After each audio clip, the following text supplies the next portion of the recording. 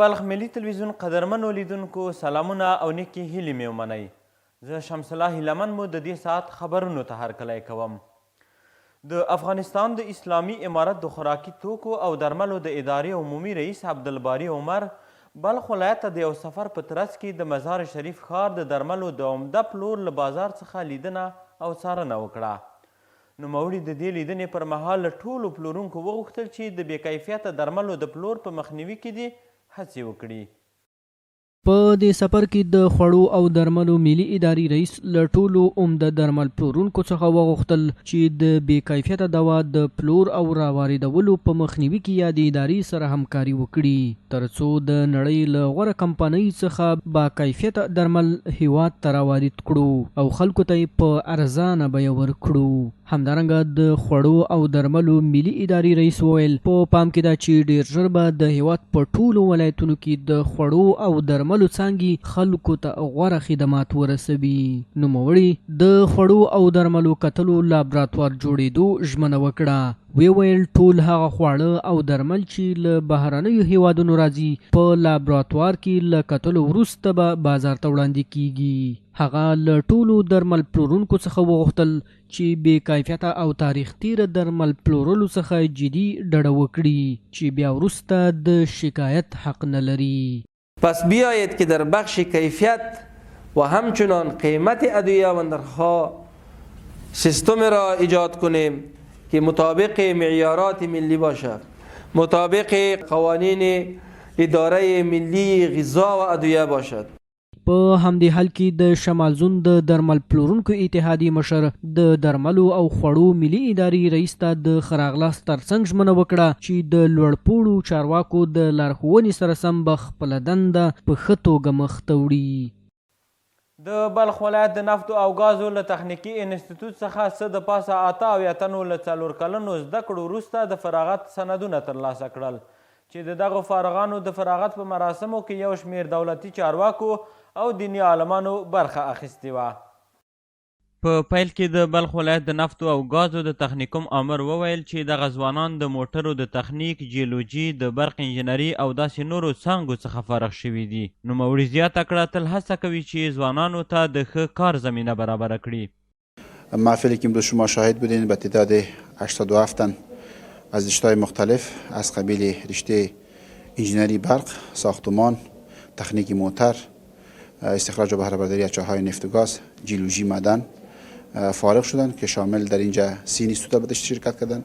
په همدې حال کې د بلخ ولایت مرستیال د نوې ټکنالوژۍ په اړه خبرې وکړې او د ځوانانو رول یې د یوې باثباته ټولنې په وده او پرمختګ کې مهم وباله او ویل مسؤلین دې د دې ډلې لپاره لا زیاتې اسانتیاوې برابرې کړي ترڅو دوی ته د ښه کاري فرصتونو په برابرولو له خپلو منابعو څخه په ښه توګه ګټه پورته کړي. انسان هر علم را که کسب میکنه کوشش میکنه هر علمی که باشه به همه علم کسب کرده خود عمل بکنه. عمل مهم است. محصلینو تاسو باندې د وطن سرمایه مصرف شوی، تاسو باندې د هیواد سرمایه مصرف شوی، د نظام سرمایه به تاسو مصرف شوی. تاسو به نظام ته وطن ته خپل هیواد ته ژمن او وفادار پاتې کیږئ. په ورته وخت کې یو شمېر فارغانو په بلخ کې د اسلامي امارت د مسؤلینو د هلو ځلو قدرداني وکړه او د هغوی څخه یې وغوښتل چې دوی ته دې ښه د کار زمینه برابره کړي. برنامه ما این است که بر ما یک کار دولت مساعد بکنه، همین تجارای ملی ما بر ما کار مساعد کنه که الان ما وقتی که دانشگاه را تمام کردیم باید ما در یک کار چیز در بخش معادن چیز ما با سرمایه گذاری تجارا باید ما را کمک کنه. خوشحال هستیم که دوره تحصیلی ما را به پایان رساندیم. یک تشکری خاص از استادای ما، از اساتید مهربان ما. دیگه ما در اخیر از دولت امیر خواهان هستیم که کدام یک همکاری کنه در ما زمینه کار پیدا کنه. په پای کې د بلخ ولایت مقام او د نفتو او ګازو د تخنیکي انسټیټوټ مسؤلینو او په بلخ ولایت کې د اسلامي امارت د یو شمېر مسؤلینو او د پوهنتون د استادانو لخوا فارغانو ته ستاینلیکونه ورکړل شول.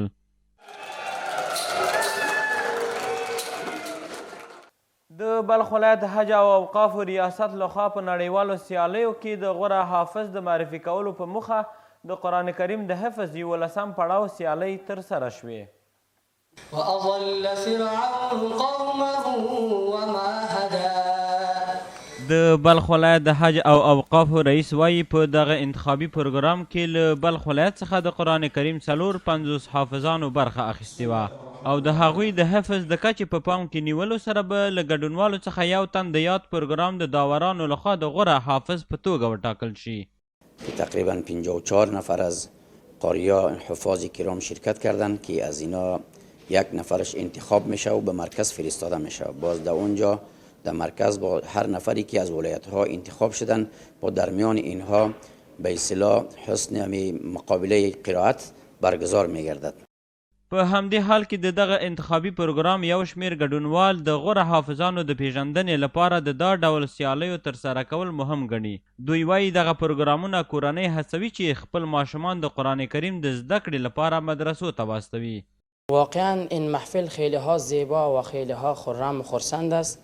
ما خودیم هم خوشحال شدیم و این برنامه و این امتحان ها باعث میشه که این حافظ قرآن ها و دیگه این قاری صاحب ها رشد و ترقی میکنند. کسایی که فرزنداش حافظ قرآن نیست اونها میخواین فرزندانشان در مدارس بگذارن تا اینکه حفظ قرآن کریم بکنن و قرآن کلام الله متعال است. بر هر کدام من و شما لازمی است که تا اینکه قرآن حفظ بکنیم و معنایش بفهمیم. دا د غوره حافظانو د انتخاب 11 پړاو دی چې د ولایت په کچه د ارشاد حج او اوقاف وزارت لخوا په لاره اچول کیږي او یاد کسان د 2 پړاوونو له ارزونې وروسته نړیوالو سیالیو ته معرفي کیږي.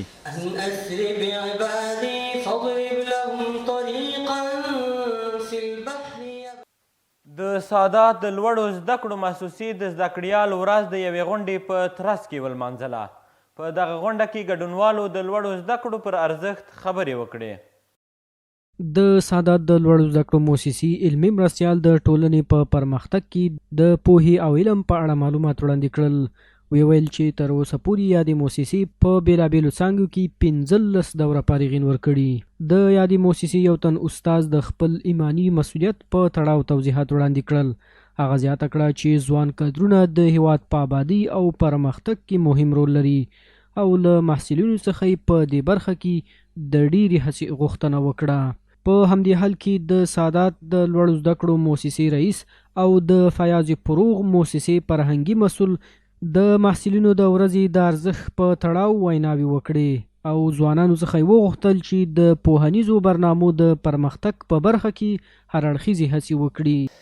هدف ما از برگزاری جشن پرشکوه امروز ترغیب و تشویق شاگردان بود. میل ما با 100 رقم مشکلات اقتصادی و اجتماعی و سیاسی مشکلات داریم. از خاطر ما یک خواستیم به شاگردای عزیز یک انگیزه داده شود یا در بیرون از مرز نرن. انگیزه دهی و به خاطر تحرک فکری باوگان یا جوانان نقش بسزایی را داره و میتونه که یک گام به جلو گذاشته شود. اگر ما به اصطلاح هم بگویم خمود و جمود باشیم، برای جوانان انگیزه نتیم و قوت قلب نشیم، جوانان دارن رو به ای که دلسرد شوند و این مرزبوم ایدهشان دارن در حال ترک کردن. په پای کې یو شمېر محصلین په ستاینلیکونو او ډالیو ونازول شول. قدرمنو لیدونکو دا و د دې مهال خبرونه. تر بیا چې زه شمس الله هیله من ستاسې درانه چوپړ ته حاضرېږم، تاسې په لوی او بخښونکي خدای سپارم.